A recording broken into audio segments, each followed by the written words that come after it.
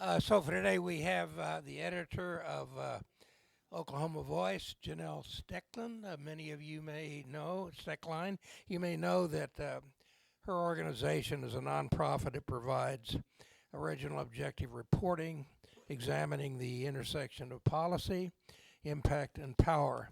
Janelle, let me get my notes here. She's been covering Oklahoma government since 2014 as CNHI's Capitol Bureau Chief. This was, leading up to her present job. Since graduating from college with degrees in journalism and political science, that was from TCU in 2006, she's worked for publications of all sizes, including the Herald Banner in Greenville, Texas, the Amarillo Globe News, and the Salt Lake Tribune.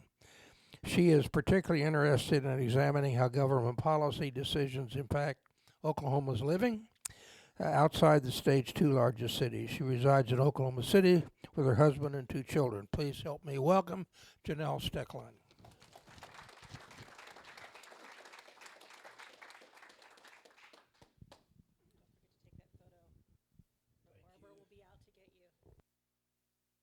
Get started and I'll get out there. I think it's on. Okay. Barbara, who's Larry's daughter, works for Oklahoma Voice and reminded me 4 times to make sure her dad takes a photo for promotional reasons. So I'd want to avoid either of us getting in trouble. So thank you for the introduction, Larry. I am Janelle. I've been here before, so I recognize a lot of faces. I know there's a couple new ones here, so I'm just going to go over a little bit of our background of who we are, and then before we get into what to expect this session. So, what is Oklahoma Voice? We're a nonprofit news outlet. We launched in August 2023.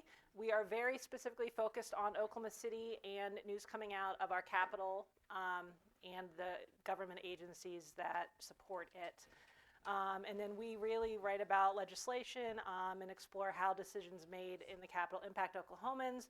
Our reporting is nonpartisan, though we do have a robust commentary section that has obviously partisan commentary.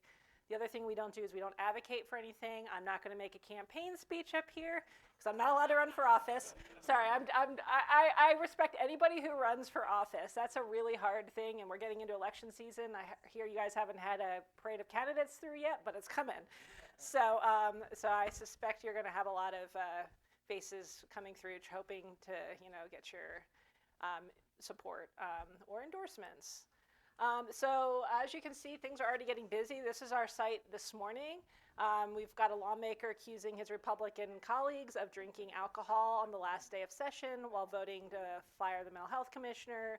In the House, we had a lawmaker plead guilty to felony charges related to forgery. Stemming from an ethics commission settlement, she has resigned. And then we have teachers calling for higher wages, more support in the survey that was released. And then on the sidebar, we have a lot of federal news. Our outlet doesn't do as much federal coverage, but we do have a DC bureau, States Newsroom, our parent company does. And then we obviously have some stuff about the stuff in Minnesota going on, the ICE controversies and the people that have been shot. And then we've also on there, I forgot about that with all the excitement yesterday, a bunch of lawmakers, 34 of them to be exact, are suing Service Oklahoma to prevent the sharing of Oklahomans' driver's license information with a national database that cross-checks to see if people have multiple licenses in other states. So what we are, our content is always free. It's never behind a paywall, and we don't have advertising, so we don't have lots of pop-ups, which I am so thankful for. Yes, thank you. It is very annoying to have pop-ups everywhere. But that said, since we don't accept advertising, our costs are covered by individual donors and foundations and grants. And then our stories and columns are also available for republishing. I know the Stillwater News Press runs a lot of those. We also send out a free daily newsletter 6 days a week. One of the editors in other outlets asked me to ask how many people subscribe to our newsletter. Thank you. Okay, shameless plug. You can find me, but it is so nice to get it every day. You can choose to open it or not, but I can't keep up with what's going on at the Capitol. And it really does, to me, give a really good highlight of just what's coming out, the biggest news stories. I follow certain bills every legislative season because we need to, because it directly applies to the guests I serve, and I can easily sort through it. You do a very great job. I signed up last time you were here, actually. Thank you. And I've never regretted it, not one day.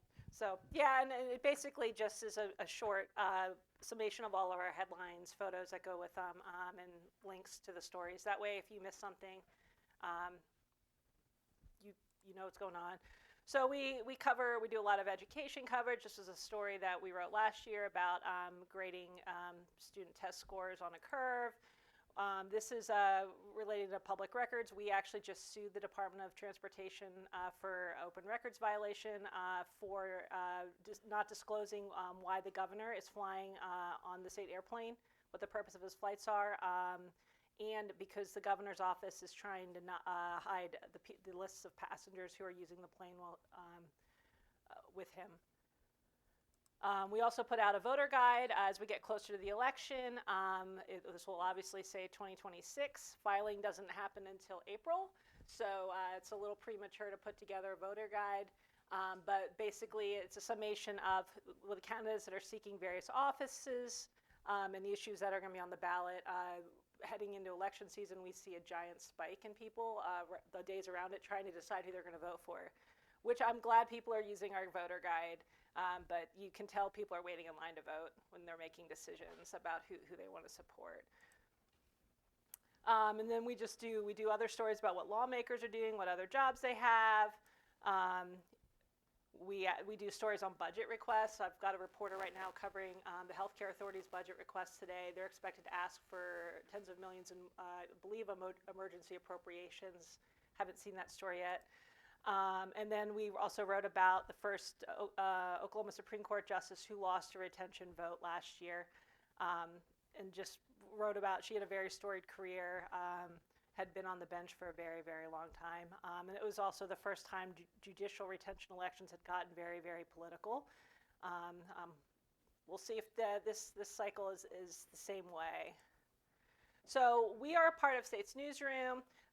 We're the nation's largest state-focused nonprofit news organization. We have news outlets in 39 states, including all of those surrounding us.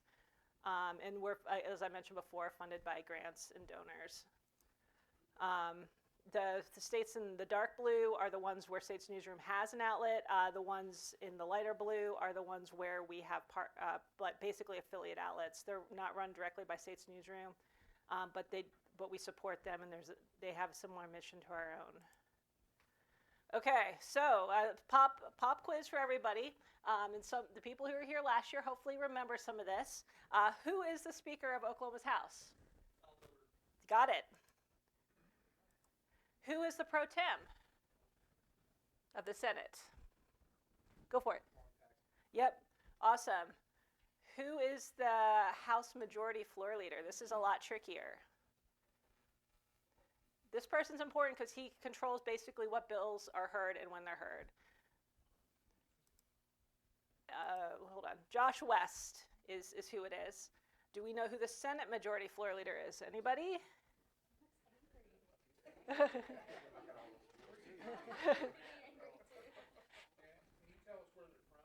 Yeah, he's from Grove, Oklahoma. He's also a military vet, so he's very, very interested in issues affecting the military. He served a couple tours of duty, and I believe was a Purple Heart recipient. Okay, so the Senate Majority Floor Leader is Julie Daniels. She, I believe, is from Bartlesville. Now you're really trying to trip me up here. So she controls the flow of legislation in the Senate. And so you'll often see lobbyists clustered around Josh West's office and Julie Daniels' office because they really want to get their bills heard. Okay, even trickier. Who's the House Appropriations Chair? Who makes the decisions about the money in the House? Trey Caldwell. That's right. Yep. Good job. Trey Caldwell is from Lawton. And then anybody know who the Senate Appropriations Chair is? Yep, that's right. Yeah, nobody has to raise their hand. I shout out all the time. And he's from Perry. Chuck Hall? He's from, yeah, a Republican from Perry. All right, House Minority Leader. I was just having a conversation with Larry about her earlier today. I didn't hear, sorry? That's right, awesome. She's from Oklahoma City. She is a candidate for governor. And so this is her last session in the House because you can't run for dual offices at the same time, and the House is up every 2 years. So she's giving up her chance to run for her last term in the House to run for governor. Do we know who the Senate Minority Leader is? That's right. She's also from Oklahoma City. All right, this is a gimme. Who is the governor? Stevie Wonder, absolutely. I am sure Governor Stitt will be so pleased to know that you guys think he's a wonder.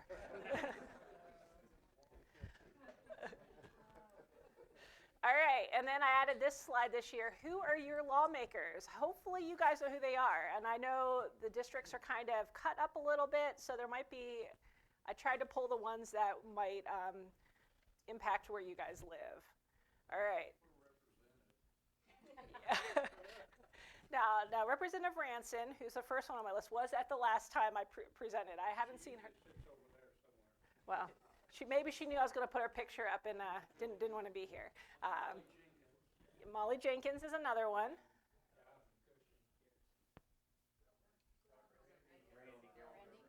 Grellner is the senator, yes.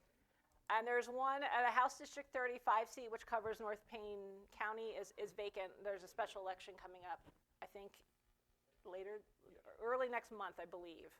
There's so many special elections going on right now, I can't keep track of them all. Okay, and you guys already got your state senator, Randy Grellner. Yeah, I thought he did, and then I was like, I'm like, I don't know who lives, how far north you guys live, so I was like, I don't want to just pull everybody in here.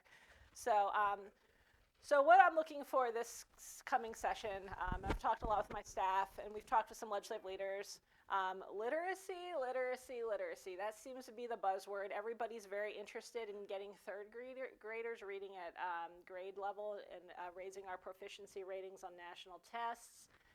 Though I did hear there was an education hearing this week in the House, a joint one between the House and the Senate, and somebody asked what they're doing to increase literacy rates among children who, passed through third grade during the COVID pandemic. And they're not having those conversations yet, at least in the State Department of Education. So right now, they're really going to focus on early childhood literacy, kindergarten through third grade. Lawmakers also want to do a permanent cell phone ban in schools. Don't worry, you guys can look at your phones at our meetings, no problem. And then I think the Freedom Caucus, that's a conservative offshoot of the national organization in the House. I think they're going to be a player this session. The head of the Freedom Caucus is Shane Jett, who was the one who leveled the accusations of his colleagues being drunk during while taking votes on the Senate floor. He terms out. And then Stitt will be looking to cement his legacy. It's Governor Stitt's last session. He terms out in January, this coming January, which is also why you're seeing such a crowded field of gubernatorial candidates. There's already a push to reform TSET again. This would obviously have to go on the ballot if lawmakers can get it through the legislature. But the latest idea is to pay for Oklahoma's Promise, which are like to help pay for lower income students to get college educations using TSET funds. There's also the really big push that I'm hearing also is property tax reforms. I don't know what those are going to look like. There's a ballot question that's going to eventually start circulating to abolish property taxes to a certain point. Property taxes obviously fund local schools, local government, sheriff's offices, county government. I assume if anybody's going to abolish property taxes, there's going to be other new taxes to replace those. But talks are in the very early phase for those. And the House has indicated they are going to really focus on ensuring immigrants who aren't here with legal status cannot qualify for welfare programs. They already don't qualify for welfare programs, but that's going to be something they're going to be talking, I suspect they're going to be talking a lot about. The Senate Pro Tem is really focused on supporting his caucus this session. From what we understand, the appetite for tax cuts is wait and see. They just cut the grocery tax a year ago, and the income tax cuts are going to begin impacting the budget pretty soon. So everybody's kind of waiting. Lawmakers are going to take another run at legalizing sports betting. The governor still hasn't really moved on the sports betting thing. He would like to really privatize that somewhat, which runs counter to all the tribal compacts that we have around gaming in Oklahoma. They're going to start taking, I think they're going to take a heavy look at insurance. Unclear which insurance. I think homeowners insurance, the soaring rates we have, I think they're going to try to pass legislation to bring those under control. Again, property taxes came up again. It is an election year, so I suspect there's going to be a lot of hot button issues, aimed at garnering support among their base voters, like abortion, transgender issues, things like that. Lawmakers saying the bills that make news are at least likely to advance. I'm not 100% sold on that. Talk about that. That's interesting. Like, talk about what? The next to the last bullet point you have. Well, so there's a lot of bills that get floated at the beginning of session. That there's thousands of bills that get filed every year. Only a small percentage make it through.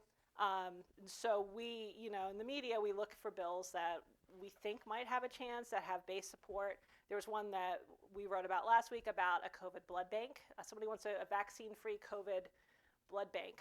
If somebody gets in a wreck, they want to have access to blood that does not have the COVID vaccine in it. And there's been actually mixed level support for that on social media. The lawmakers, after he got feedback from the blood bank that this is not feasible, people who have COVID and who have gotten the vaccine have the same type of antibodies, so they can't tell the difference. He said he's not going to run it, but he's going to pursue this bill privately. So there's that. We also have written recently this week about a bill that would require strippers to get licenses. I agree with that. And would raise the age that strippers could dance from 18 to 21. I think... I think, the interesting thing is I think that actually will be actually taken seriously in the legislature this session. Am I reading that right? The bills that have almost no news That's what he's saying. The ones who are not likely to advance? the ones that are not getting a lot of coverage are more likely to get Oh, I don't sing. are more likely to advance. But there's been a lot of reporting on literacy, so I think there's going to be some form of literacy education that goes through. So I don't know. It's becoming increasingly harder to guess which ones are going to pick up steam and which ones are not. And bills have a tendency, they don't look like they're going anywhere at the beginning, but at the end of session, they come up and go. I'll quit asking questions. Sure. And again, reading sufficiency is also going to be a really big issue in the Senate. Okay, so that said, budget woes. We are going to have about $692 million less to spend this legislative session, and that comes as state agencies want $1.5 billion in new funding. And so the budget's going to shrink about 5.6% to $12 billion. We've cut our share of recurring revenues with income tax. We don't have money coming in from the grocery tax. We have less to spend. So it's going to be very interesting to see what legislators prioritize. And with all these education initiatives that they're really pushing publicly, it's going to cost money to make those successful. So the question is, are they going to fund those adequately, or are they going to push unfunded mandates onto school districts? I mean, they're talking about reading tutors and literacy coaches and higher ed training in the science of reading. Teachers are starting to say that they need their compensation increased. We're paying, I think, the lowest in the region for starting teachers, which is making it hard to pull the people that our colleges are training into our classrooms, because you can go to another state and make more money. So we also have a situation, we entered into the mental health competency settlement last year, where we were found by a federal court judge to not be properly restoring inmates' competency in county jails. We were basically housing them without making an effort to get them to trial. We've already been fined $3.1 million for non-compliance, for not getting that system working. So that's going to take money. And then we're expecting some pretty significant fines for error rates for SNAP. That was in the big, beautiful bill that Congress passed.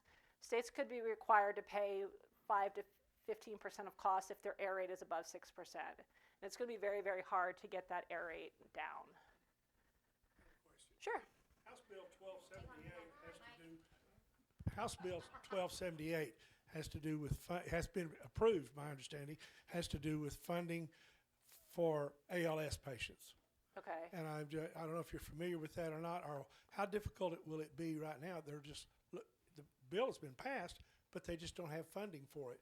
Now they're searching for that. How difficult will that be? Well, it's going to depend on if that's a legislative priority. It's not like everybody's flush with cash. There's a lot of bills that lawmakers pass that don't get funded. And so I can't speak to that. You'd have to ask probably the bill's author if he knows if this is going to be a funding priority. The fact that it didn't get funded last year is probably, last year they had a lot of money. So they get a House bill that's passed, regardless of what it's for. Now they have to go out again and look for funding for that. They have to fund it. I mean, they always create a lot of revolving funds for X, Y, and Z, which are funds for specialty things. But you'll see sometimes if you look at the budget, that those revolving funds don't have money in them. So they basically set it up so that when they do have the money for it, they can put the money in that they want. Okay. I'm not saying that this measure is not going to get funded. I'm not in the budget rooms. That's up to Trey Caldwell and Chuck Hall and everybody on the budget. So, but that's now you know who you can reach out to about the budget and the funding for it, if that's a priority for you. Okay, economic issues, data centers. Both chambers are going to really look at how to regulate these data centers that are coming in. They suck up an enormous amount of power and water. And there's now a push among lawmakers to make these data centers pay their own way so that residential and other commercial users aren't getting socked with skyrocketing utility bills. Wind energy setbacks are going to continue to be an issue. Lawmakers were unable to reach an agreement last session on how far back these turbines should be from other people's property. And then again, property tax cuts, minimum wage. That is going to be on the ballot on the June primary, I think June 16th. And that proposes raising minimum wage in Oklahoma to $15 an hour by 2029. It'll gradually increase as soon as it passes up to that level. And so the question is, will this ballot measure, which is going to be on the ballot, force conversations on the issue, or are lawmakers just going to let it roll and see what happens? They're already having conversations about child care access. The legislature put in, I want to say it was over $40 million to open a 5-story child care center near the Capitol that caters to employees' children, state employees' children. But that's an issue across the entire state. It's a big issue for the workforce. And again, the conversations are also surrounding on what types of degrees higher ed is prioritizing, and if the types of degrees they're putting out are aligned with the needs of our workforce. So I suspect we'll have more conversations about that, and that's my presentation. If you need any other information, you can go to our website. You can also subscribe to our daily newsletter there, and you can follow us on Facebook and Blue Sky too. Sure. Yeah, so I'm eager to go back to the literacy focus. That's my field of study. It's obviously incredibly critical. One of the questions I'm hoping that every person seeking the state super role and all of these legislators who are focusing there, one thing I'm really hoping gets asked of every one of them is how we can genuinely say we're focusing on early literacy. And literacy coaches and trained reading specialists are very important. I've helped prepare them, all for that. But I think one of the questions we have to ask is, are we genuinely trying to address this issue when we have emergency certified teachers at record numbers still, and adjuncts whom we don't even require a college degree of, teaching our earliest, most vulnerable learners who internalize when they're not doing well in reading. So they're going to say, I'm a bad reader. They're not going to say, my teacher is not successful because of her lack of training or his lack of training. So that's my ask/suggestion, if you would, please. Yeah, well, I don't have any influence on what the lawmakers do. I just write about what they do. But yes, no, I think those are all legitimate points. Yeah. They are trying to put some guardrails more on those adjunct teachers. There's a bill, I believe, that would require them to at least have a high school degree. And also require some sort of certification for people teaching the earliest grades. I believe it's high school, because I was like, oh, it is? Okay. So I'm a little skeptical. Of me? No. Oh, okay. Why in 2026 is literacy now important? It's never been. What about math? None of that's ever been important. I don't think that's the real reason. That's an emphasis. What is this a lever to move or push next year?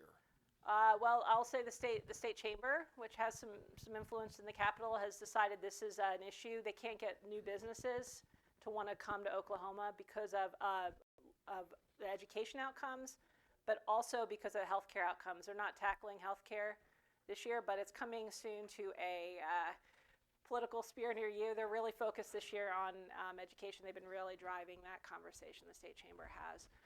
But it has been a conversation that's probably needed to be had for a while. And I will say lawmakers have been talking about literacy in the chamber. They just haven't had all these like outside groups also piling on. I mean, they've been talking about retaining third graders and unretaining them back and forth for a number of years now. So this isn't like a new thing. It just feels like it's gotten a lot more intense, I think. Do we have time? Okay. Your parent company who you spoke about, what is their funding structure? I know I work for the OSU Foundation, and we're dealing a lot with KOSU right now, and the cutting of NPR being a big issue for us and doing fundraising around that. So have the federal legislation things around free media? We don't take any government funding. Okay. So with the loss of that funding, KOSU, we republish their stories. We republish each other. We have a sharing agreement there. It's informal. Just to help promote each other's work, and knowing that we have limited resources. We don't take government funding. We would never would. We go for bigger grants that are outside of government, because it would be weird to take money from government and also report on them. So, but State's Newsroom does. I mean, you could do it. Could not ethically do it. But State's Newsroom has a list on their website of all their donors over a certain dollar amount. It's either 1,000 or 5,000, and you can see where our funding sources are coming from. They try to be transparent while also respecting that some people can only give $5 a month, and nobody needs to know who those people are. So. One more question? Yeah, Larry, you want to get yours? Engage, BJ. Come on, we're not done yet. I'm sorry, I don't have any trivia. Those were great trivia questions. I'm going to remember the Hawaii one. So, Add Stevie Wonder. so Janelle, so you mentioned grants and donations for funding. I thought I had heard that you have some substantial endowments from very large corporations that cover some of the salaries or all of the salaries of your people. Is that true or not? So the way it works is our headquarters, State's Newsroom, they fundraise for every newsroom in their company, within our parameters umbrella, has a minimum of 4 reporters. They cover those costs so that we're not frantically having to fundraise or have any weird ethical dilemmas like somebody offers us money from Oklahoma government to run, to do our publication. And so we don't have all those pop-up ads that everybody hates. And then anything beyond that, we were talking about, we have an intern every summer, which is funded through the Inasmuch Foundation. So your basic operational and salary costs are covered by endowments. Do I have that right? Grants and foundations, yes, that State's Newsroom works with. That was it? Okay, great. Well, if there are no other questions, thank you so much for being here today, Janelle. Thank you for inviting me.